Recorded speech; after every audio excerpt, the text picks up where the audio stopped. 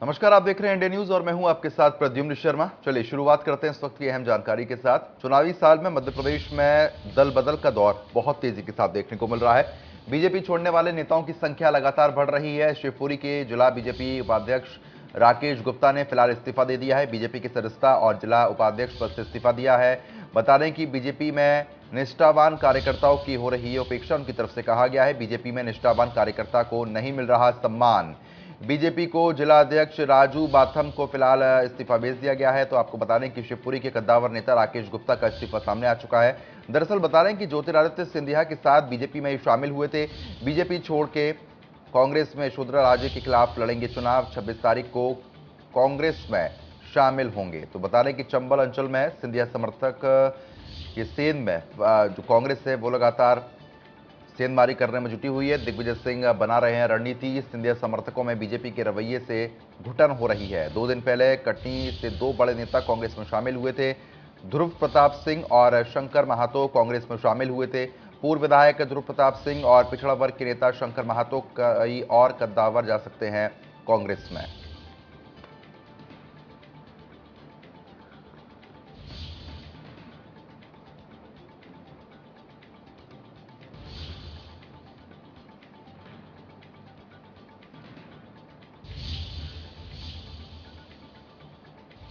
तो फिलहाल आपको बता दें, दल बदल की जो राजनीति है वो लगातार देखने को मिल रही है। तो ऐसे में दिग्विजय सिंह बना रहे हैं रणनीति, क्योंकि देखिए आने वाले समय में चुनाव हैं, समय बेहद ही कम बचा हुआ है। ऐसे में दल बदल की जो राजनीति है वो काफ़ी तेज हो चुकी है।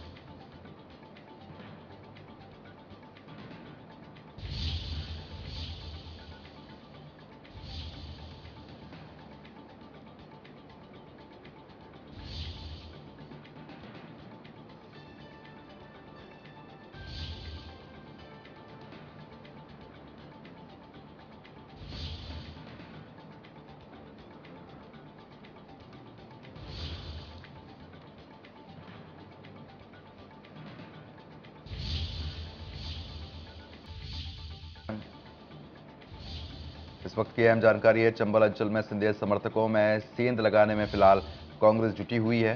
दिग्विजय सिंह रणनीति भी बना रहे हैं, क्योंकि आने वाले समय में चुनाव है, उसके मद्देनजर भी तमाम फैसले यहां पर लिए जा रहे हैं। हाल ही में कटनी से 2 बड़े नेता भी शामिल हुए थे।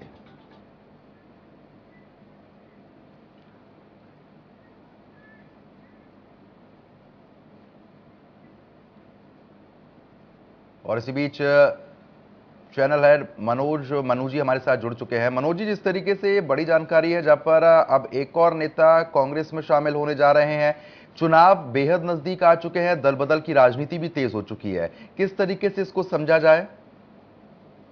देखिए, अगर साफ तौर पर देखा जाए तो मध्य प्रदेश में कई सालों से बीजेपी की सरकार है। बीच में 15 महीने के लिए कांग्रेस की सरकार बनी थी, जो बाद में फिर नेताओं के दल-बदल के कारण बीजेपी की सरकार बन गई है। और ज्योतिरादित्य सिंधिया, जो कि मध्य प्रदेश के बड़े नेता हैं, कांग्रेस के बड़े नेता थे, वो बीजेपी में आ गए और उनके कारण बीजेपी फिर से सत्ता में वापस आ गई। बड़ी संख्या में विधायक पहुंचे, सरकार में थे। शुरुआती समय में ये कहें कि एक तरह से हनीमून था उन नेताओं का जो कांग्रेस से बीजेपी में शामिल हुए, लेकिन इसके बाद धीरे धीरे नाराजगी बढ़ती गई।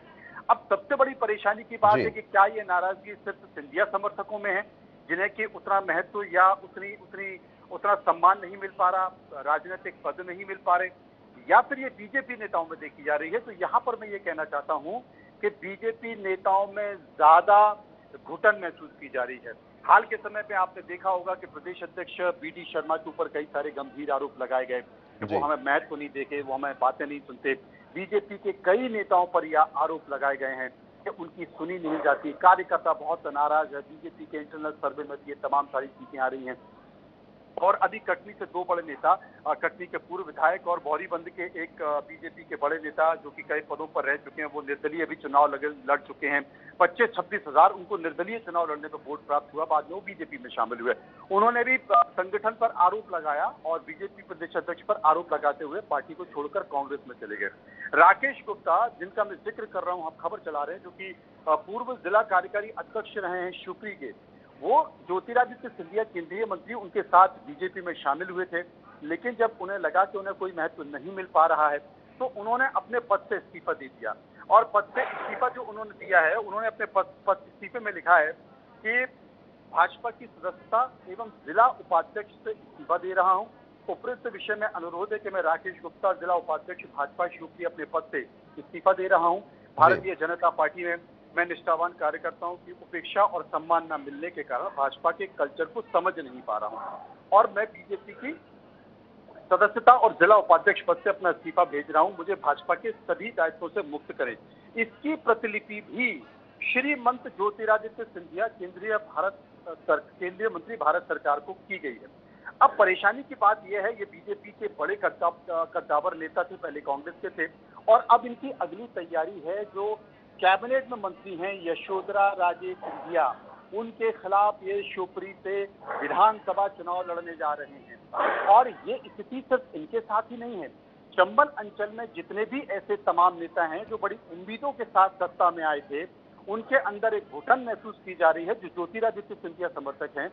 और इसमें मैं यहाँ पर ये कहना चाहता हूँ कि दिग्विजय सिंह, जयवर्धन सिंह जो उनके पुत्र हैं, वो तमाम ऐसे नेताओं के संपर्क हैं और आने वाले समय में ऐसे कांग्रेस के नेता जो ज्योतिरादित्य सिंधिया समर्थक हैं, वो बहुत जल्द बीजेपी में और शामिल हो सकते हैं। भगदड़ मच सकती है। उसके पीछे का कारण ये है कि प्रशासन, तमाम सर्वे और बीजेपी संगठन के ही कई वरिष्ठ नेता ये अनुमान लगा चुके हैं कि बीजेपी की स्थिति खराब है और आने वाले समय में जो सत्ता परिवर्तन होने वाला है उसमें कांग्रेस को लाभ होने वाला है। तो जो मूल कांग्रेसी हैं जो बीजेपी में चले गए ज्योतिरादित्य सिंधिया के समर्थन के साथ, अब उनके अंदर हिचकिचाहट, घबराहट देखी जा रही है और उनका ये भी मानना है कि हम बीजेपी में घुटन महसूस कर रहे हैं, जिसका जिक्र राकेश गुप्ता ने अपने इस्तीफे में भी किया है। वो कुछ उसी चाल पर चल सकते हैं, आगे बढ़ सकते हैं। ये साफ तौर पर देखा जा रहा है। बीजेपी में कोई भी फैसला मंडल, कमंडल, संगठन और उसके बाद फिर प्रदेश स्तर पर, फिर उसके बाद फिर राष्ट्रीय स्तर पर जाता है, पेंडिंग होता है, तो सबकी सहमति ली जाती है। लेकिन कांग्रेस में इस तरह से नहीं होता है। तो कुल मिलाकर आगे आने वाले समय में इस तरह की चीजें और दिखाई देंगी। तमाम सर्वे कुछ और ही स्थिति बयां कर रहे हैं और चंबल अंचल पर खासकर ये भगदड़ आप देख सकते हैं आने वाले समय। बिल्कुल, लेकिन मनोज जी, जिस तरीके से कहीं ना कहीं आपने भी तमाम जानकारी हमारे साथ साझा की कि ज्योतिरादित्य सिंधिया के जो समर्थक उस समय कांग्रेस को छोड़ के बीजेपी में शामिल हुए थे, अब वो वापस जाने की उम्मीद कर रहे हैं, लेकिन सरकार उस समय गिरी थी।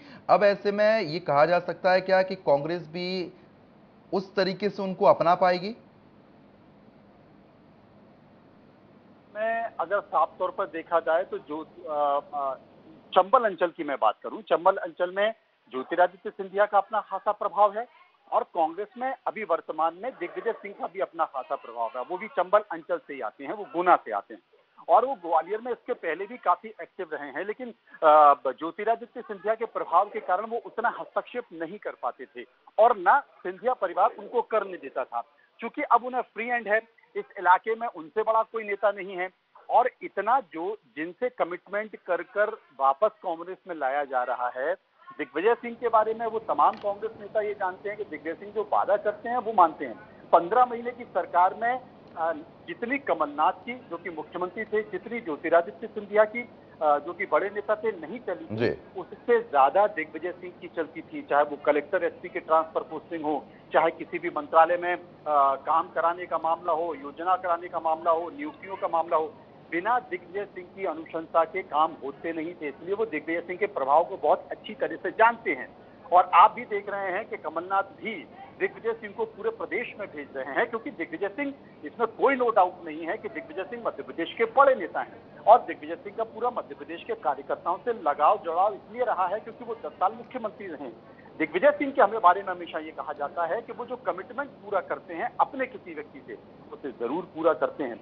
इसलिए आप ये मान के चलिए कि जो स्थितियां वर्तमान में नजर आ रही हैं, उन्हीं स्थितियों के मद्देनजर वो लगातार उस अंचल में तमाम लोगों से बात कर रहे हैं और उसी बात करने की स्थिति में ये आने वाले समय में इस पूरे क्षेत्र में, खासकर चंबल में, आपको वो भगदड़ दिखाई देगी। और अभी हाल ही में कुछ समय पहले दिग्विजय सिंह जब इलाके में गए थे, उन्होंने इस बात का जिक्र किया था कि आप देखिए आने वाले समय में इस पूरे ग्वालियर चंबल से तमाम बड़े नेता हमारे संपर्क में हैं और वो कांग्रेस ज्वाइन करेंगे।